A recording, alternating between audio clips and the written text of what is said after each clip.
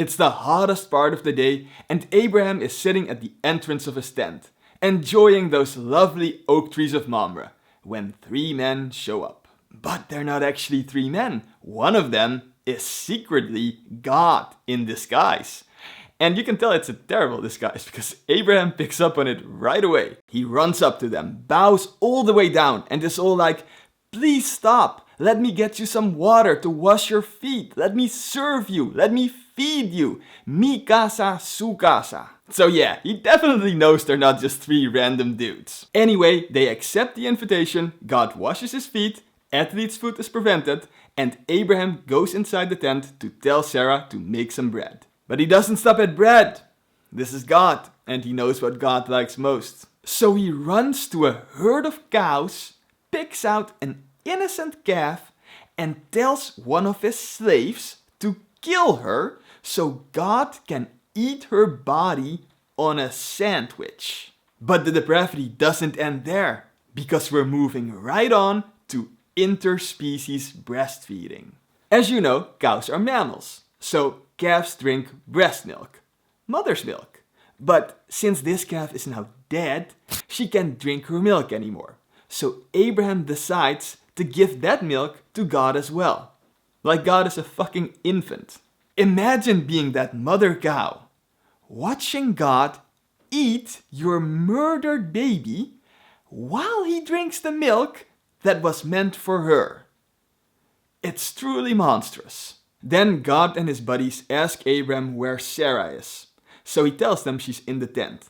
And one of them comments that he's gonna come back in about a year when she has a son. Now, God has already told Abraham she'd get pregnant, so he knows this, and you and I know it too.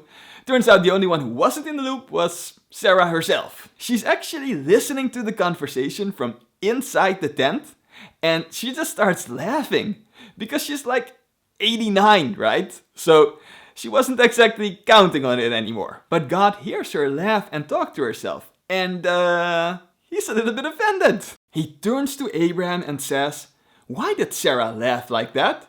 She said, 'I'm too old to have a child.'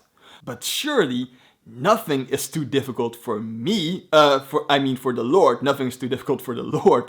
I'm just a random guy here. I don't know why I said that. It looks like this is the moment when Sarah realizes that this guy is actually God. Because as soon as she hears this, she's like, "Backpedal, backpedal, backpedal." I didn't laugh, she says. But God is not having it. "Yes, you did," he says. "You laughed." Now, I don't know if God is so offended that he doesn't want to be there anymore, or if the timing is just a coincidence, but right after this, God and his 2 companions get up and leave. Abraham walks them out. They're heading towards Sodom. And God has a little debate with himself as to whether he should tell Abraham what he's about to do. Ultimately, he reasons that because he wants to use Abraham and his descendants to spread his message, as unhinged as that message may be, he should tell him what he's up to. Boo! So he tells Abraham that he's heard some pretty bad things about the people of Sodom and Gomorrah. What has he heard, you ask? I don't have a fucking clue. God is not really in the business of providing examples. He just says that he's heard bad things, so he's traveling there in his man suit to check if it's really as bad as what he's heard. The other 2 dudes don't have time for all this chit-chat, so they actually head for Sodom on their own while God and Abraham continue this conversation. Abraham asks God, "So, are you gonna murder everyone?" A fair question. Like, what if there are 50 good people in the city? Are you still gonna destroy the whole city?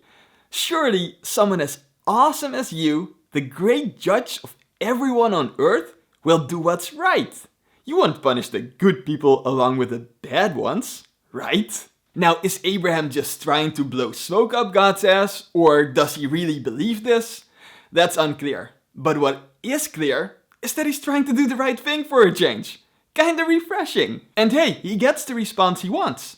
God says, "If I find 50 good people in Sodom, I'll keep the city intact." But Abraham doesn't stop here. Self-deprecatingly, he says, "I know I'm nothing more than dust and ashes, but please, May I ask another question? What if you don't find 50 good people, but 45? And again, he gets the answer he wants. God says he'll leave the city intact if he finds 45 good people. What about 40? He asks. I'll leave it intact, says God. 30? I won't destroy it. 20? Sodom will remain. 10? I'll spare the city. That's when Abraham stops asking questions and heads home. God says he'll spare the city as long as he finds 10 good people. And that's enough to put Abraham's mind at ease. God continues his journey to Sodom. But will he keep his word? That's a question for another chapter.